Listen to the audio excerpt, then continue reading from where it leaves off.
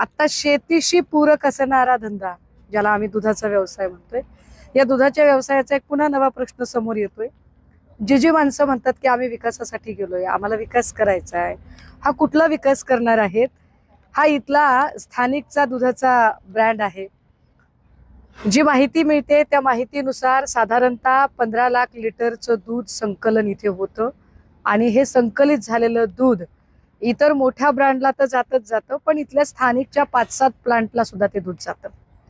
परंतु याच्यातलं साधारणतः अर्धा लिटरचा जर हा एक पॅक बघितला तर याच्यावरचं जे विक्री मूल्य आहे हे विक्री मूल्य 29 रुपयांचं आहे.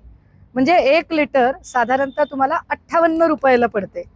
विक्री मूल्य 29 रुपयाला ज्यावेळेला ते दिलं जातं त्यावेळेला प्रत्यक्ष शेतकऱ्यांकडून काय खरेदी भावाने घेतलं जातं, तर त्याचा खरेदी भाव जो हे लोक सांगतात ते साधारणतः लिटरचा मी लिटरचा जेव्हा 58 रुपये विक्री मूल्य आहे तेव्हा खरेदीचा भाव हा 26 ते 27 रुपये, 24 रुपये 80 पैशापासून 24 रुपये 80 पैसे ते 26 ते 27 रुपयापर्यंत.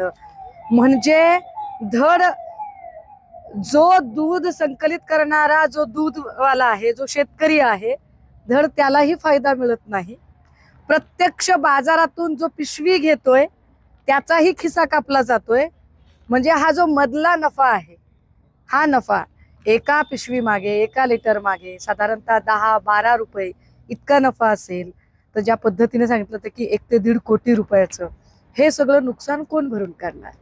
अपेक्षा आहे की आम्ही विकासासाठी गेलोय असं सांगणारी जी सगळी मंडळी आहेत ती सगळीच मंडळी आणि एकूण दुग्ध व पशुधन मंत्रालय हे सगळेच लोक या प्रश्नाचा गांभीर्याने विचार करतील